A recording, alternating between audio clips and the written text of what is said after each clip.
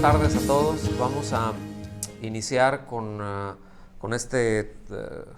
retomar la serie de Interpretando las Escrituras y vamos a ver el tema número 30 de esta serie que se titula Los primeros textos griegos del Nuevo Testamento.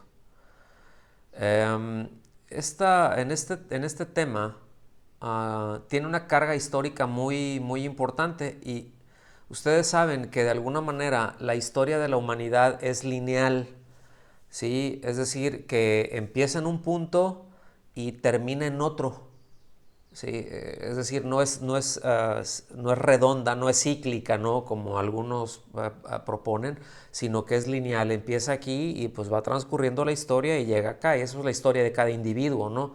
Es decir, un individuo, por ejemplo, nace, o una situación nace y se va desarrollando, y ese individuo no es de que llega y otra vez vuelve a empezar el ciclo, ¿no? Sino que simplemente va avanzando. Entonces, se van dando los cambios, ¿verdad?, a lo largo de ese transitar.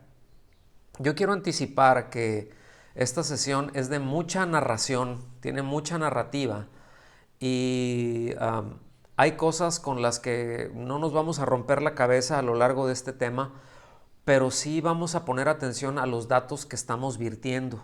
Sí vamos a poner atención a todos los datos que nosotros estemos dando a lo largo de este tema, porque hay muchos nombres y hay muchas fechas que sí vamos a omitir, aunque voy a mencionar algunos.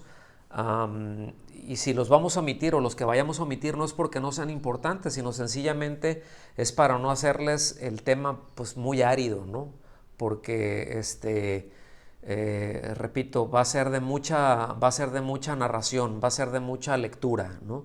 Entonces voy a estar dejando las láminas ahí por un buen tiempo y pues voy a seguir. Entonces va a ser muy fácil de estar siguiendo este tema, ¿no? Pues con relación a donde nos quedamos en el tema anterior, vamos a dar un brinco de más o menos unos 1000 años, ¿ok? En donde nos quedamos, y solo vamos a mencionar esos cambios que hubo en la humanidad y que tuvieron pues su importancia en la formación de los primeros textos del Nuevo Testamento, precisamente, ¿verdad? Y bueno, ya de ahí pues vamos a ir viendo el asunto de las versiones y de los idiomas que tenemos hoy en día. Entonces vamos a entrar ya directamente ahí en tema. Y el cambio número 1, o el primer cambio que ocurre en esa línea de la humanidad, pues es el humanismo. Ya me estoy refiriendo en donde lo dejamos en el tema anterior. ¿Está bien? Para quienes están escuchando nada más, es en donde nos quedamos en el tema anterior, de cómo iba progresando y de cómo se iba dando, de cómo iban sacando los manuscritos, los códex, etcétera, etcétera. Nos brincamos aproximadamente 1000 años y hay el surgimiento, o lo que es el primer cambio, de lo que es el humanismo. Ahora, ¿qué es el humanismo? Porque no tiene nada que ver con lo que ahorita se entiende como humanismo, ¿no? El humanismo es un movimiento filosófico que se originó en el siglo XIV allá en Italia, ¿sí? Y esto se dio, o este cambio o este movimiento se dio debido al Imperio Bizantino, o que el Imperio Bizantino estaba siendo pues asediado por los turcos. Ustedes saben o han tenido alguna idea de que por ahí hubieron muchas guerras por muchísimo tiempo, ¿no? Por ahí. Entonces estaba siendo asediado por los turcos, y pues toda la clase intelectual, muchas personalidades muy importantes de su época, huyeron de esta región hacia un lugar más seguro, ¿verdad? Vamos a decir así, se exiliaron esencialmente a Italia. Y junto con ellos pues traían toda esa carga filosófica, ¿verdad? Pues griega, antigua, recuerdos de la época de oro, ¿no? De los griegos. El punto es de que las características esenciales de este movimiento fue la importancia del hombre. Es decir, todos lo centraron en la importancia del hombre, ¿sí? Ups, perdón. Entonces, los escritos que traían los griegos, la convicción de que el ser humano es importante, pero no es porque llevara a cabo alguna función, no es porque hiciera tal o cual cosa, sino, es decir, el humanismo se centra en que el hombre es importante por el hecho de ser hombre, que la persona es importante por el hecho de ser persona. Esa es la idea del humanismo. Entonces, cuando resurge o cuando surge más bien el humanismo, le devolvió la dignidad al ser humano para dar inicio precisamente a la reflexión de todo lo que tenía que ver con él, la capacidad de razonar, los valores, ¿verdad? Pues en el sentido moral, pero todos esos valores que el ser humano tiene, la formación de un criterio propio, es decir, el hecho de que yo como ser humano, como individuo, yo puedo pensar por mí mismo, no me tienen que decir que en qué es en lo que debo de pensar, yo debo de analizar por mí mismo y yo debo de tomar mis propias decisiones en cuanto a qué es en lo que yo voy a estar pensando, cuál es mi propio criterio. Hay un buen o un gran número de etcéteras. Es precisamente en este contexto que se formaron las primeras universidades. Es decir, si no hubiera sido por esto, si no hubiera sido debido a que tenemos que pensar y lo importante que es que pensemos por nosotros mismos y que desarrollemos de acuerdo a toda esa actividad propia del ser humano, pues no se hubieran formado las universidades. Entonces, pues imagínense, qué tremendo, ¿no? Ese es el primer cambio, el humanismo. El segundo cambio es el renacimiento, ¿sí? Y el renacimiento, aunque es muy parecido al humanismo, la diferencia está en que el humanismo fue un movimiento filosófico, pero el renacimiento ya tiene que ver con un movimiento cultural. Es decir, está centrado en el interés por la cultura grecorromana en esencia, y que se desarrolló en las artes, las ciencias naturales, las ciencias humanas, la pintura, la escultura, la arquitectura, la música, la medicina, la biología, aún las matemáticas, ¿sí? La literatura, en fin, todo lo que tiene que ver con esa parte humana, la creatividad, el desarrollo humano. ¿Está bien? Entonces, esto es muy importante. Igual nosotros luego hemos escuchado, no vemos, esta escultura o esta pintura pertenece al arte renacentista. Bueno, te está diciendo esa época más o menos en dónde nació, cuándo surgió y debido a qué, ¿sí?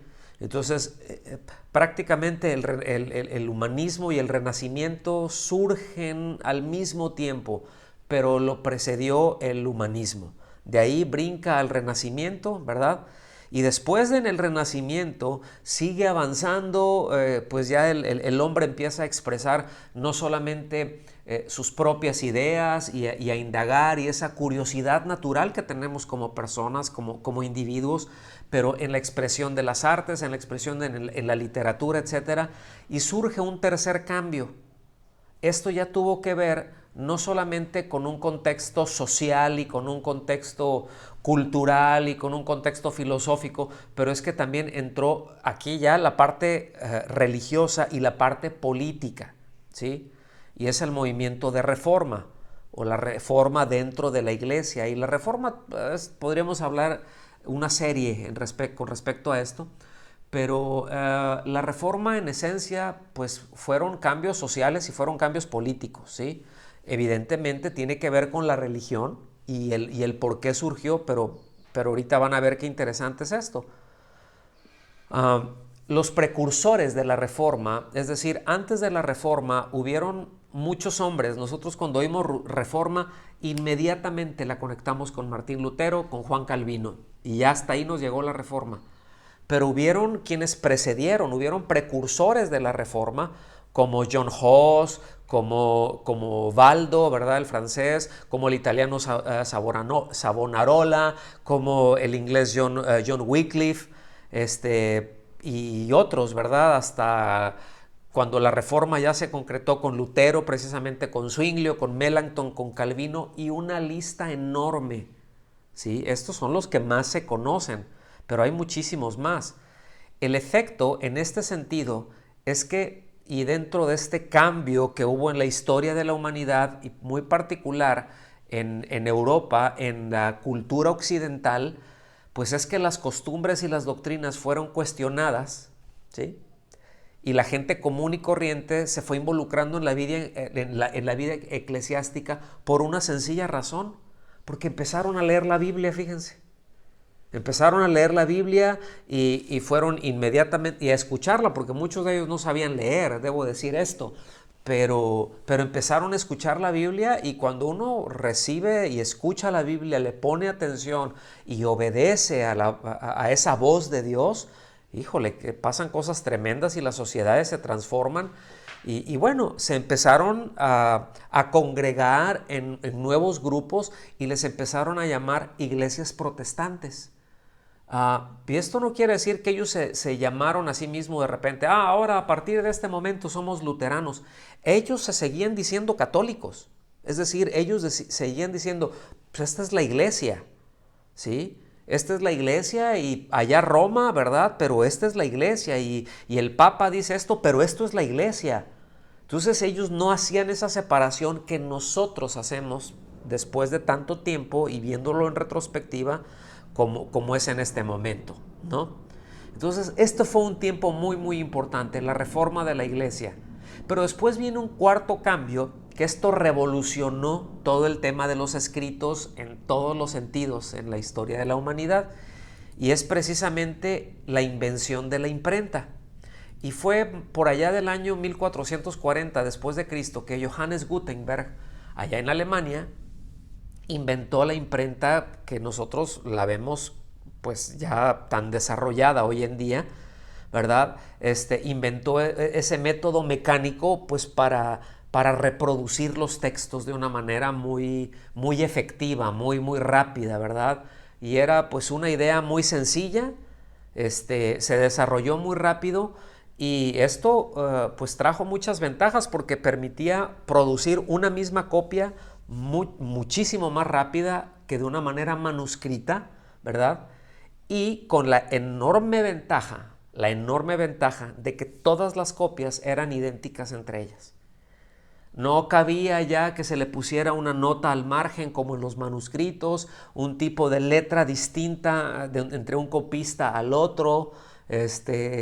Todo eso se eliminó con la imprenta. Entonces, esto fue muy importante. Aproximadamente 10 años después de que Gutenberg inventó la imprenta, es decir, por allá de 1450, se imprimió como libro, ya, o como se les conocía entonces, ya como un códice, es decir, ya un paquete completo en un solo tomo, pues se imprimió la Biblia, que es la Vulgata, ¿sí? Esa es la versión de la Biblia en latín. Y todos estos cambios se fueron dando muy rápido y ocurrieron más o menos en un siglo. Fíjense bien, más o menos entre el siglo XV y entre el siglo XVI fue el tiempo en que ha transcurrido desde entonces hasta hoy. Es decir, hubieron muchos cambios muy rápido, pero si nosotros pensamos en los tiempos que tenemos de entonces a hoy, pues no son más de 600 años aproximadamente, ¿verdad? Y muchos de los cambios que nosotros vemos hoy en día se originaron en aquel momento, ¿sí? Gracias a eso, a esos cambios en la humanidad. Y fíjense cómo hay vestigios de todo esto, ¿verdad? Que si ustedes no me creen, pues dense una caminata por allá más o menos desde Westminster, para darnos una idea, hasta London Tower, pero yéndonos, podemos hacer el recorrido, rodearle. Si salen desde Westminster, váyanse hasta Trafalgar y lleguen a London Tower. Esa es una ruta larga, pero ahí les vamos a dar luego un recorrido. ¿Cuántos apuntan al tour? Pero, pero para darnos una idea de esto, ¿no? Es decir, hay vestigios desde entonces, hasta aquí que siguen operando y que son importantes para nosotros. Entonces, para darnos una idea, los que estamos aquí nacimos en la segunda mitad del siglo XX. No creo que haya alguien de los que estamos aquí, que haya nacido antes de 1950. Pero hemos visto cambios muy importantes en estos primeros 20 años del siglo XXI. Y espérense a ver lo que viene en los próximos 8 años. Esto va a estar muy interesante. Entonces, considerando estos 4 cambios importantes que hubieron, pues vean este ambiente que se generó, ¿ok? Que ya tenemos y en donde se dieron muchos cambios y en donde ya empezamos a tener otra vez, en donde empezamos a llegar ya a los primeros textos del Nuevo Testamento, pues en ese ambiente se generó una curiosidad intelectual, nació un interés, ¿verdad? Por saber cómo había sido en su versión original el texto del Nuevo Testamento y de la Biblia en su totalidad. Es decir, si en sí, qué bueno que ya tenemos la Biblia, qué bueno que tenemos esto de manera así como en latín, pero ¿cómo lo hacían? Porque esencialmente el asunto es de que la Biblia no se escribió en latín. Entonces, ¿cómo estaba el texto en el Nuevo Testamento? Repito, porque hasta ese momento lo que se conocía eran 2 versiones. La primera, que es la Vetus Latina, que tenía sus errorcitos, ¿verdad? O que se quiere decir, la Vetus Latina quiere decir latina antigua. Y después fue la Vulgata. Recuerden que ya les comenté de Jerónimo de Estridón. San Jerónimo le dicen que de santo tenía lo que yo tengo de astronauta. Pero que esa era la Biblia oficial, ¿sí? Que era leída por el clero, los que sabían leer y pues los eruditos, ¿sí? Es decir, era el idioma, les llamaban de los ángeles y de los intelectuales. Entonces, de hecho, nuestros padres recordarán que todavía a estas alturas, pues en la Iglesia Católica se leía la Biblia en latín, ¿sí? Y las misas eran en latín y todo esto. Nadie entendía nada, pero qué bonito estuvo, ¿no? Entonces, bueno, así se trataba el asunto. Entonces, por eso es por lo que hasta ese momento el latín era el idioma de la iglesia y de los intelectuales, de la gente preparada. Entonces, aquí quiero hacer un paréntesis, porque ahorita acabo de mencionar que la Biblia era la versión oficial de la Iglesia Católica, ¿sí? Debo decir esto, no existe, no hay ninguna versión oficial o versión inspirada, porque lo dicen, no, es que esta versión la inspiró, es inspirada por Dios. Ninguna versión de la Biblia que tenemos hoy en día es inspirada. Existen mejores traducciones que otras, es decir, unas son mejores traducciones. Hay algunas versiones que son mejores que otras, pero no una Biblia en su totalidad. No hay ninguna versión que pueda decir es inspirada por Dios, ¿sí? Segunda Timoteo 3:16 dice, toda la escritura es inspirada por Dios y útil para enseñar, para reprender, para corregir y para instruir en la justicia. Y esto tiene que ver no con ninguna versión, sino que esto es en relación con los autógrafos, ¿sí? No a las versiones o traducciones. Los autógrafos son los escritos originales y que de ahí se hicieron copias y copias y copias, como ustedes ya lo saben y ya lo vimos en un par de temas anteriores. Entonces, por un lado, la Iglesia Católica se adjudica el derecho de decir que la versión oficial y válida de la Biblia es la Vulgata, es la que ellos tienen, y de ahí sale la Nácar-Colunga, la Biblia de Jerusalén y otras versiones por ahí, ¿sí? Torres Amat, Cantera Iglesias, por ejemplo, sale desde ahí, pero eso es por un lado, ¿no? Eso es la Iglesia Católica diciendo, esto es lo oficial. Pero fíjense qué curioso, que por el otro lado de repente salen los evangélicos, salen los protestantes y salen los evangélicos. En esencia, pues ahorita déjenme ponerlo así, los hispanos, y ahorita van a ver a dónde vamos a llegar, que reclaman a la versión Reina Valera como la oficial. Y no es ni una ni otra. Otra vez, no existe una versión oficial. Existe la escritura inspirada. Existen mejores traducciones, más acertadas unas que otras. Entonces, fíjense, seguimos avanzando porque de pronto pasan unos 70 años desde que se inventa la imprenta y entre que la primer publicación del Nuevo Testamento en griego, son muchos años, son 70 años entre una impresión y la otra, entre una invención y la otra. Ahora, se estuvieron imprimiendo muchas Biblias de la Vulgata, ediciones de la Vulgata, formas de la Vulgata y muchos textos más, pero aquí el asunto es este. ¿Por qué pasó tanto tiempo? ¿Por qué hubo un lapso tan grande para publicar el texto del Nuevo Testamento en griego? ¿Sí? Y vamos a ver. Número 1. Es porque el alfabeto griego consta de caracteres o de una tipografía muy distinta de lo que se tenía hasta ese momento.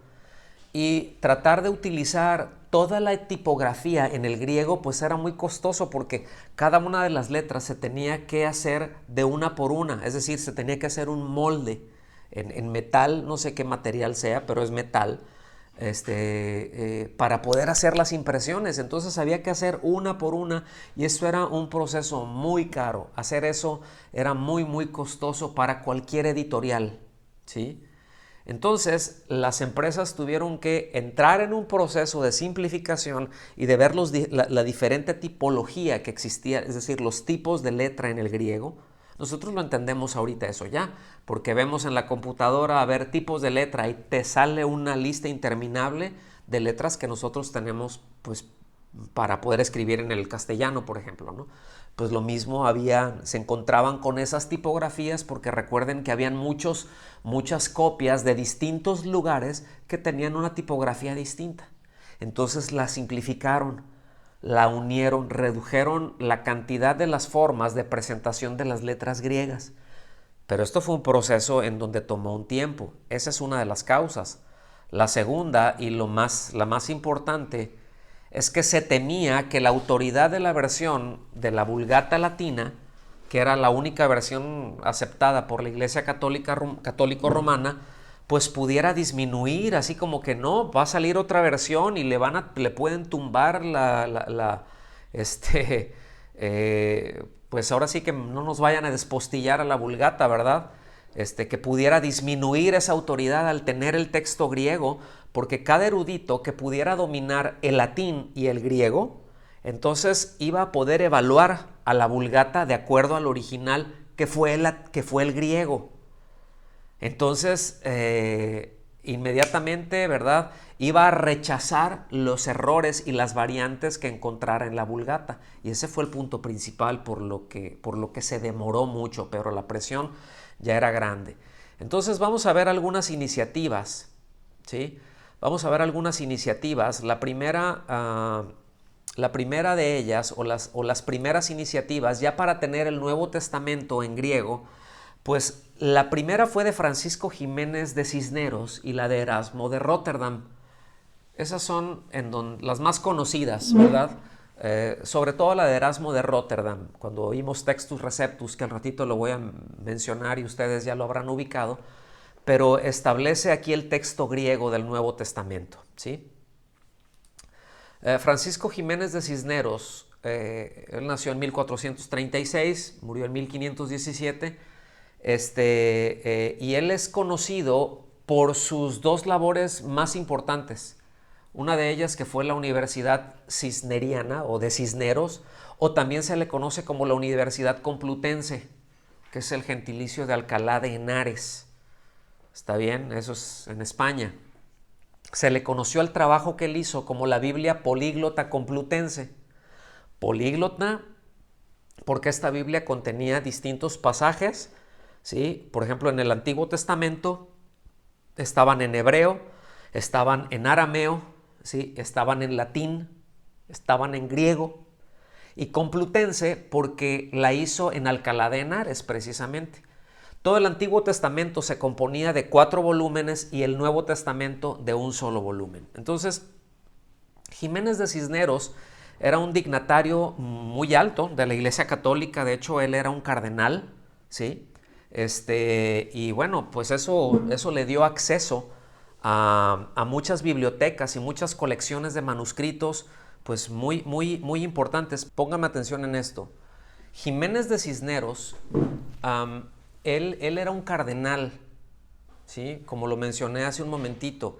Él era un cardenal.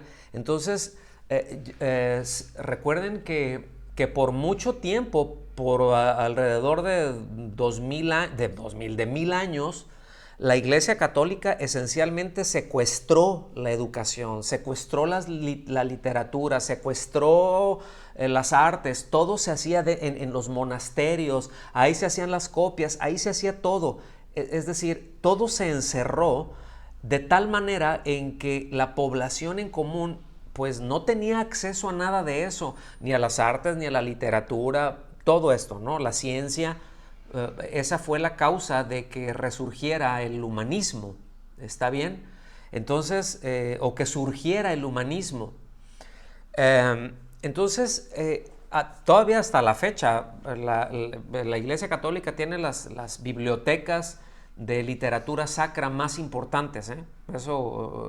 Eso es importante decirlo, ¿está bien?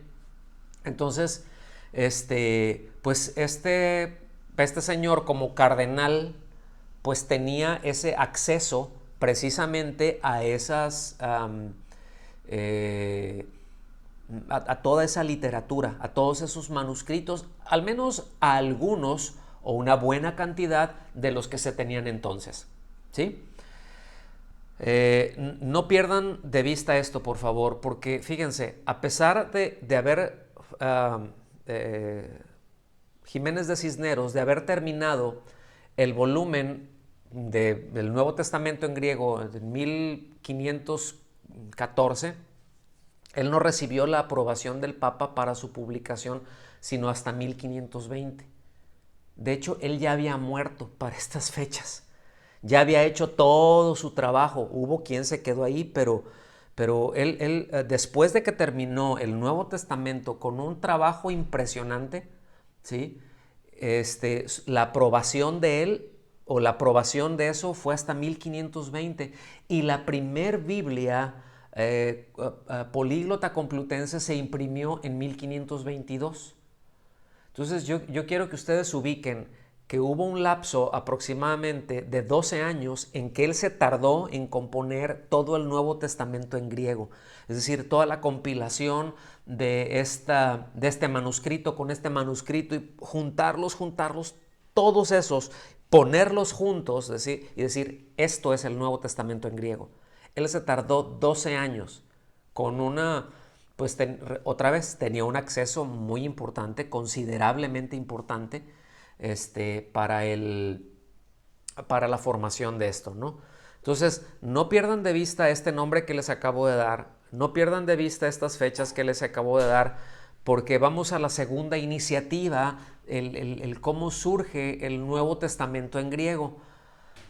Resulta que había un señor, un hombre de negocios llamado Johann Froben, y él se dio cuenta que podía hacer un buen negocio con el Nuevo Testamento en griego.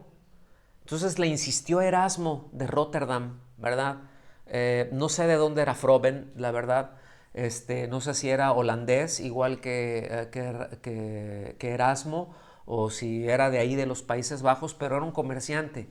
Y además era un tiempo en que Países Bajos, particularmente Holanda, tenía una fuerza comercial mundial muy importante. ¿Sí? A pesar de tener un territorio muy chiquito, eran excelentes mercaderes.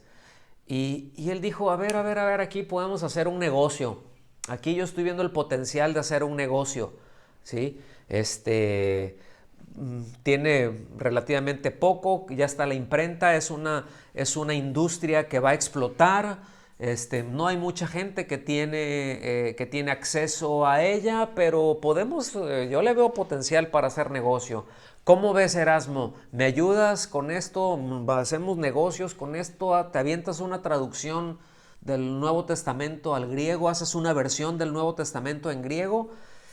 Y le insistió tanto porque Froben estaba muy consciente de que esta idea se le podría ocurrir a cualquier otro empresario. Es decir, la venta del Nuevo Testamento en griego se vio como un buen negocio, ¿sí? Ahora, se entiende y es lógico que si dices, oye, pues yo voy a invertir, a hacer toda la tipografía, los materiales, la impresión, correr el riesgo, pues lo voy a hacer pues porque es muy costoso hacerlo, ¿sí? Imprimir un libro, más en aquel momento, y eran muy caros, ¿no? Sin embargo, los libros ya eran menos caros o menos costosos que un códice, por ejemplo, ¿no? Que era hecho a mano, ¿no? Que eran manuscritos. Entonces, Erasmo de Rotterdam, que era un humanista, yo no sé si él era, en dónde estaba su nivel de fe. Yo no puedo, nadie puede decir si él era un creyente o no, porque no hay nada en la historia que hable con respecto a su fe. Es decir, él había cosas que no estaba, que se promulgaba a favor de algunos asuntos de la iglesia. Miren, Erasmo era una especie de hacia donde volaba el viento, hacia donde le convenía a él, a ese punto llegaba, ¿sí?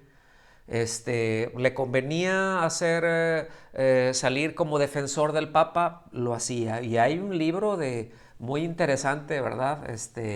De una polémica entre Lutero y precisamente Erasmo, en donde Lutero acusa a Erasmo diciéndole, oye Erasmo, tú que eres tan inteligente y eres tan letrado y eres un hombre tan culto y te das cuenta de tantas cosas, ¿cómo es posible que sigas trabajando a favor del Papa? ¿Sí? Entonces, lo comento esto porque son datos históricos importantes. Ahora, no se sabe, no hay absolutamente nada de si era creyente, si no era creyente. Lo que sí es que era humanista. Y recuerden que ese fue el primer movimiento que vimos, ¿sí? Es decir, él tenía la intención de Erasmo era buscar que el hombre floreciera, que el pensamiento del hombre floreciera, que pensara por sí mismo, y para eso necesitaba información y una información fidedigna. Yo no estoy acusando a Erasmo, no estoy saliendo, no voy ni en su contra ni en su defensa, sino todo lo contrario. ¿Está bien? Simplemente estoy poniendo hechos históricos que están ahí para que nos den una idea clara de cómo se fue formando, ¿sí? Entonces, seguramente la intención de él era eso. Hay que traer un documento y hay que traer este material, pues lo original, para ver realmente lo que pasó. Ahora, si en el proceso me puedo echar algunos cuantos billetes a la bolsa, pues no estoy peleado con eso. Pero Erasmo accedió a Froben, ¿verdad? A la petición de Froben de incorporar o de hacer, de compilar un Nuevo Testamento en griego. Era un trabajo muy grande, debo decir. Y él utilizó como base de su primera edición y compuso lo que es el Nuevo Testamento en griego en prácticamente 3 meses. Es decir, de julio a octubre de 1515. Pongan atención a esto, porque dijimos que, por ejemplo, el de Jiménez Cisneros, él terminó el Nuevo Testamento en 1514. Es cuando lo terminó, pero no lo publicó, no tenía el permiso del Papa. Entonces, inmediatamente que esto ocurre, ¿sí? Empezó la impresión en el mismo octubre de 1515 de esa primera edición del Nuevo Testamento en griego, ¿sí? Y terminó en marzo de 1516, unos meses. Ahora, vean ustedes, aquí ya hay una comparación. El trabajo de Jiménez Cisneros le tomó 12 años con un mundo de manuscritos, o por lo menos, si no eran todos los que nosotros conocemos, si eran muchísimos más que los que utilizó Erasmo, porque Erasmo utilizó 2 manuscritos, ¿sí? Y en este caso, Jiménez Cisneros utilizó muchos más, no sabemos cuántos, pero utilizó muchos más manuscritos, ¿sí? Y muchos más escritos para cotejar, además de ser un erudito, igual que Erasmo, pero fue más dedicado en su trabajo. Yo tampoco puedo decir que Jiménez de Cisneros fuera no puedo decir que era un amante de la palabra de Dios, pero sí era alguien que tenía muy claro la importancia de la palabra de Dios y de ir al texto. Yo no sé si era un humanista seguramente, porque no estaba peleada la Iglesia Católica con el humanismo, ni el humanismo con la Iglesia Católica en el sentido de religión, pero el humanismo sí empezó a darse al ratito sus golpes en el sentido, con la Iglesia Católica, en el sentido de, como dijimos, devolverle esa dignidad al hombre, de oye, pues piensa por ti mismo, es importante que entiendas, eres importante por el hecho de ser hombre, por el hecho de ser, y ellos ya lo empezaron a ver así también, eres hecho a la imagen de Dios, eres una criatura de Dios. Ellos no ubicaban a este punto, no había el tema, miren, el tema de la racional o racionalista de la evolución, no existía en ese momento.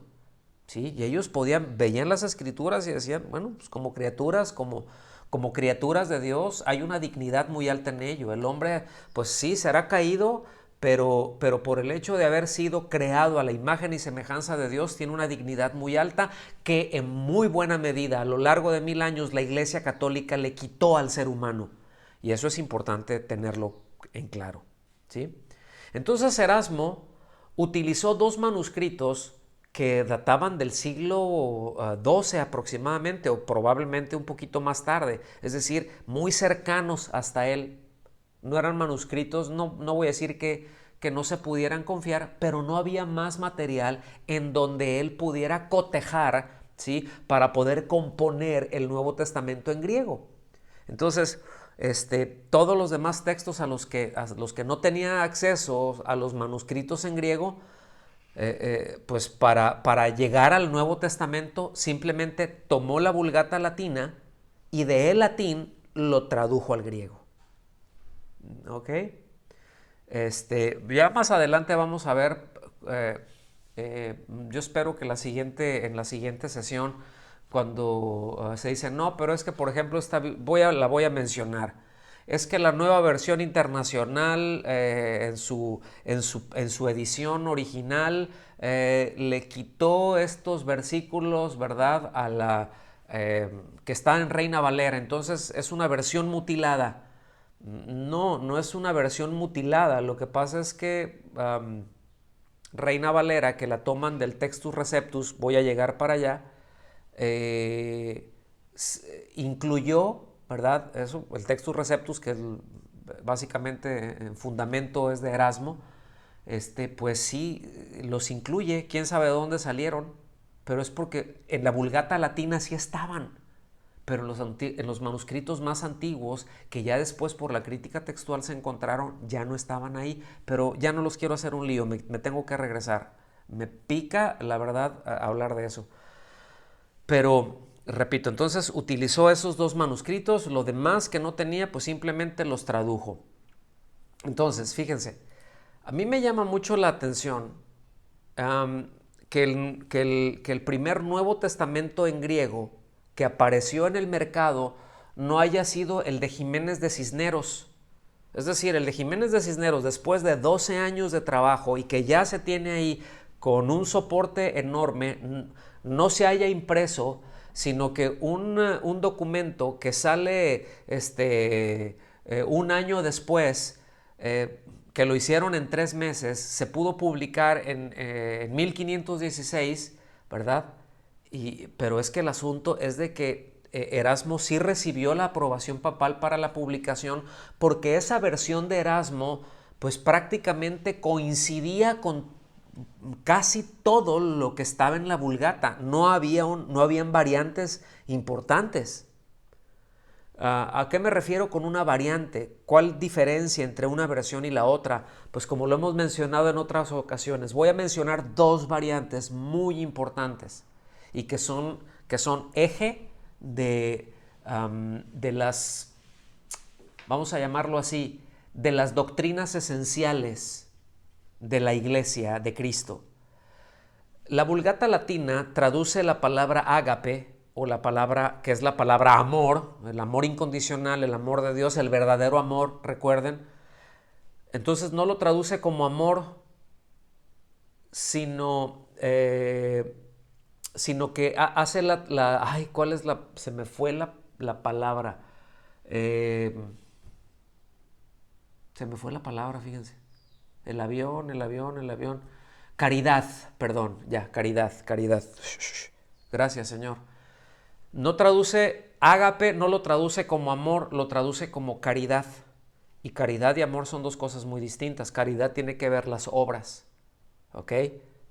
Entonces, el que no tenga caridad, si no tiene amor, más Dios muestra su caridad, no es su amor, no lo traduce así. Entonces, eso es muy importante porque la Iglesia Católica fundamenta en obras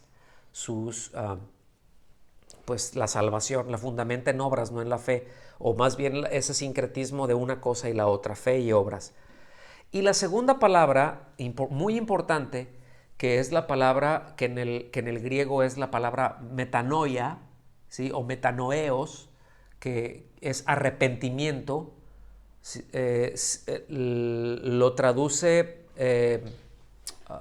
se me volvió a ir esta palabra, ahorita la traía aquí, pero la está traduciendo como penitencia, ¿sí? Penitencia, perdonen, pero lo traduce así. Entonces, son dos cosas muy distintas, porque una cosa es arrepentimiento y arrepentimiento es el cambio de pensar, pero penitencia es tengo que sufrir para merecer.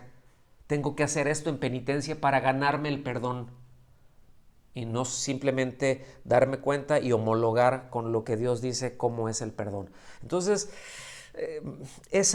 yo no sé si se dan cuenta cómo es de que todo este asunto fue surgiendo, pero ahí se estaba cocinando el Nuevo Testamento en griego, ¿sí? O la composición junta, tenerlo en el documento tan precioso como lo tenemos ahorita. Entonces, es lamentable que se conociera más el trabajo de Erasmo a pesar de haberlo trabajado pues, solamente 3 meses y ser pues bastante deficiente, ¿sí? Jiménez Cisneros entonces fue muy criticado aún dentro de la Iglesia Católica, fundamentalmente por las jerarquías, altas jerarquías católicas, ¿verdad? Por aquellos a los que no les gustaba pues la idea de que con el texto griego se pudiera evaluar a la Vulgata. Es decir, ya, a ver, aquí está la Vulgata, está el texto griego, este es el original, esto ya está estudiado. Oye, la Vulgata aquí dice amor y acá me estás poniendo penitencia y aún en el castellano son dos cosas muy distintas. Aquí me estás poniendo me estás poniendo amor y me estás poniendo caridad, me estás poniendo arrepentimiento y me estás poniendo penitencia, me estás poniendo esto, me estás poniendo... No, aquí esto cambia, fundamentalmente cambia, ¿sí? Y entonces pues por ahí se dio. Entonces, hasta que se llegó el momento en que fue pues la única aceptada. ¿Está bien? A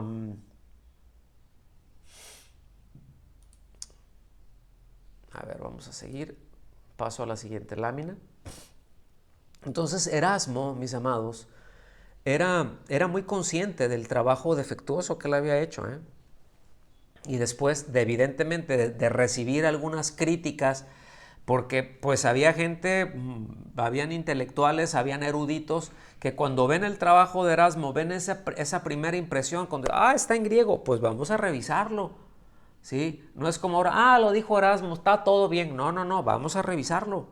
Y lo empiezan a ver y dicen, oye, aquí hay muchas deficiencias. Y Erasmo estuvo consciente de eso, pero él siguió buscando manuscritos. Finalmente, Erasmo trabajó con 12 manuscritos y ya un poquito más antiguos de los 3 primeros con los que había trabajado. Estos manuscritos ya eran del siglo X aproximadamente, ¿sí? Y sigue pasando el tiempo y es hasta 1527, fíjense, ya después de que la Políglota Complutense, es decir, el trabajo de Jiménez de Cisneros, se había publicado,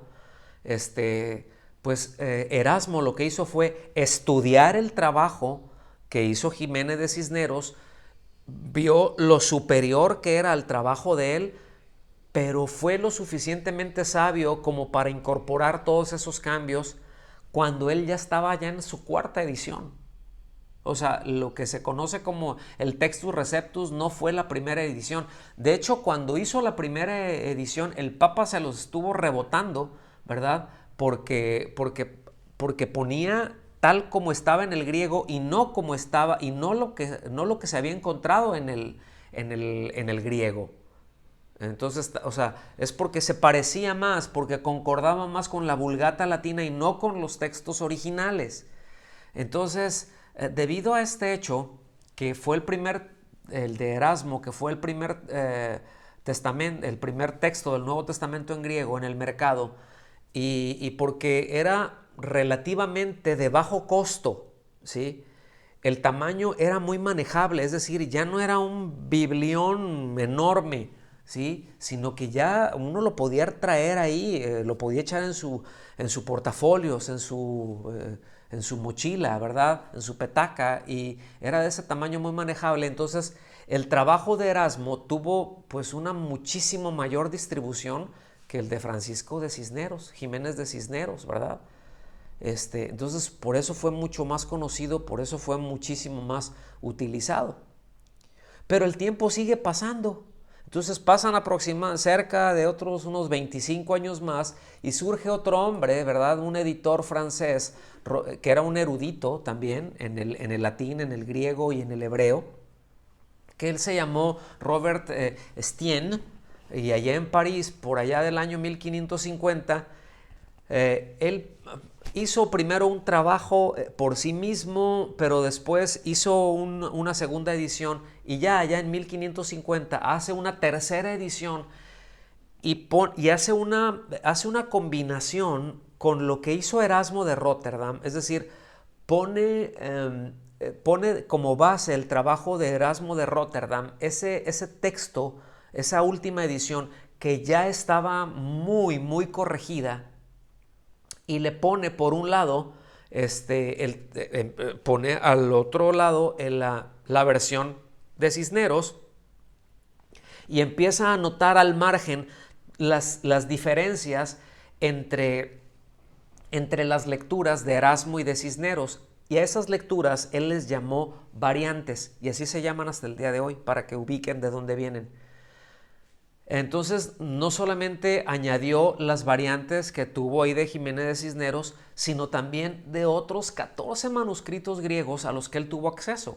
Es decir, ya tenía un trabajo muy completo por parte de Erasmo, tenía un trabajo pues más refinado con el de Cisneros, y además él dice, bueno, está todo esto, yo me he encontrado con estos y he tenido acceso a estos otros 14 manuscritos griegos, y aquí empiezo a poner todas las variantes, ¿verdad? Y ya hay más manuscritos, hay más revisiones, hay más precisión, ¿verdad? Entonces, por eso se puede afirmar que esa tercera edición de Robert de Estienne es la primera edición, ¿verdad? O es la primera en contener, es el primer Nuevo Testamento en ya contener en sí mismo un aparato crítico.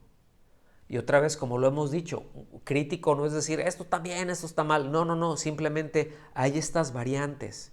¿Sí? Esto es más preciso, esto es lo que viene en un manuscrito más antiguo, ¿verdad? Porque él ya, repito, ya tuvo acceso a una mayor documentación, y eso es muy, muy importante entenderlo, ¿sí?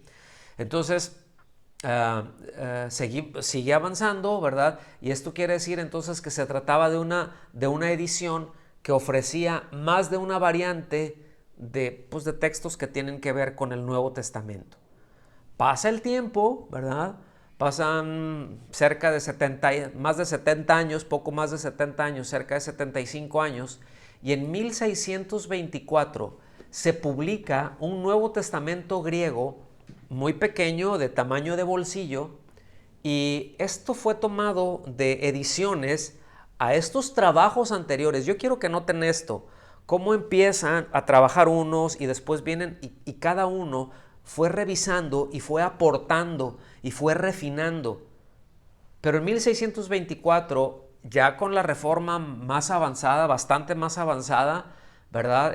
Viene y sacan este Nuevo Testamento ya una versión más, pues más cómoda, más de bolsillo, de un hombre que se llamó Teodoro de Bessay, ¿sí? Que él nació en 1519, murió en 1605 y alguien se puede preguntar, entonces, ¿cómo fue hasta 1624? Bueno, porque todos esos años que pasaron desde que él murió hasta que se publicó, él ni siquiera vio su publicación, simplemente fue el trabajo que otros le dieron continuación sin afectarlo. Esto es importante entenderlo, porque lo mismo pasó con Teodoro de Bessay que lo que pasó con Jiménez de Cisneros. Entonces, este señor Bessay, o este hermano, porque este sí era un abierto evangélico, él fue muy amigo de Calvino y su edición fue muy apegada a la edición del francés Estienne, ¿sí? Que ya tenía muchas precisiones, ¿verdad? Entonces, la versión que sacó Bessay fue una versión muy similar a la de Erasmo, ¿ok? Fue mejor, fue más cercana y cerca de 10 años después, 9 años, en 1633, hicieron una segunda edición y ahí le escribieron, en esa edición tenía en la tapa lo siguiente: con esto, el lector tiene el texto que ahora es recibido por todos. Es decir, esta frase es donde salió la expresión textus receptus, ¿sí? Esto quiere decir el texto recibido. Ese es el contexto que quiere decir el texto transmitido, que es de confianza, que ya tuvo muchas revisiones, que no fue nada más el acelerón que se dio Erasmo por ganar un dinerito por ahí, ¿verdad? Sino que ya está incluido el trabajo de muchísimo tiempo, ¿sí? Que hay un trabajo de más de 100 años de revisión de lo que se fue teniendo el Nuevo Testamento. Fíjense bien, ¿eh? Y estos hombres trabajaban no 5 horas al día, una revisión por casi 100 años, ¿verdad? Tratando de llegar lo más preciso a los escritos originales. Vean qué bueno es Dios, hermanos. Todo esto nos muestra cómo el Señor siempre va de gloria en gloria. ¿Sí? Cómo se van recuperando, lejos de decir, no, ya va pasando el tiempo y pues estamos más lejos, pues ya se va perdiendo, ¿verdad? No, al contrario, ha ido pasando el tiempo y se ha hecho más preciso, porque hay avances, porque hay descubrimientos y todo apunta a que cada vez tenemos más precisión. Qué maravilla, ¿verdad? Entonces, el texto recibido, repito, en ese contexto quiere decir que es el texto transmitido de confianza, por lo tanto, que tiene una cierta autoridad filológica. Es decir, cuando sale, este es el texto recibido, textus receptus, ¿sí? Esto quiere decir, pues no es de que tiene la autoridad espiritual, porque esta es la Biblia de los reformados, aunque ciertamente fueron muchos de los reformados los que estuvieron trabajando en ello. Yo no sé, en esencia casi todos eran humanistas en el sentido filosófico, pero encontraron, ¿verdad? Llega un punto en donde ya los eruditos pueden decir, bueno, ya nos pusimos de acuerdo, esto es hasta ahorita, hasta lo que se tiene, esto es lo más cercano que tenemos a los textos originales. Esto es lo más cercano, ¿sí? Esa es la autoridad filológica, ¿ok? Entonces, terminamos por hoy con esto. Vamos avanzando. Denme 5 minutos más. La historia del desarrollo del texto del Nuevo Testamento en griego es muy importante que hayamos entendido todo esto. ¿Por qué? Porque es la base de las traducciones, escuchen bien, a todos los idiomas europeos antes de 1881. Es decir, todos los idiomas que se hablan en Europa y por ende, ¿sí? También acá en Hispanoamérica, por ejemplo, que justo el descubrimiento de América o de Hispanoamérica se da más o menos en paralelo a todo esto que estamos viendo. No sé si lo alcanzan a ver. Ubiquen, descubrimiento de América, 1492, ¿verdad? Ya aquí ya los trabajos de reforma ya estaban avanzando, ya por eso se le llama el viejo continente, ¿sí? A Europa. Ya estaban avanzando y ya habían muchas cosas, ¿sí? Pero se dio pues muy en paralelo. Por eso esto es muy, muy importante de entenderlo. Prácticamente todas las traducciones de todos los idiomas europeos hasta antes de 1881 salieron precisamente de estos trabajos. La base no fue el único, pero este Textus Receptus, otra vez, no es de que este es el de Erasmo de Rotterdam. No, después de él hubieron más. Stiene, por ejemplo, y Bezae, que fue el otro, ¿verdad? Evidentemente Cisneros, que fue precursor o que fue el que lo terminó y con más precisión que Erasmo, pero todos estos hombres y muchos otros que estuvieron ahí metidos, ¿sí? Hicieron posible tener este texto en donde todos los, pues ya se tienen, o de donde surgieron todas las versiones de la Biblia en los idiomas europeos, ¿sí? Si alguien quería traducir entonces el Nuevo Testamento desde el texto original griego, pues la única opción que en ese momento, hasta 1881 tenía, pues prácticamente la única opción que había era el Textus Receptus. Esa era la única opción. Entonces, vamos a ver qué pasó después de 1881, pero eso será en la siguiente clase, en la siguiente sesión. Por el momento, pues hemos concluido la sesión del día de hoy. Yo espero que hayamos aprendido algo, que no les haya sido tan árido, que no les haya sido tan... pues dices, es mucha narrativa, son muchos datos, son muchos nombres, como que seguirle al hilo. Pero bueno, ahí lo tienen por escrito, ¿verdad? Cómo va la historia lineal. Es importante seguirla y nos va a dar bastante luz de lo que tenemos ahora. Entonces, muchas gracias por la atención a cada uno y pues vamos a continuar con la segunda parte de este tema con la ayuda de Dios la semana siguiente. Que Dios les bendiga.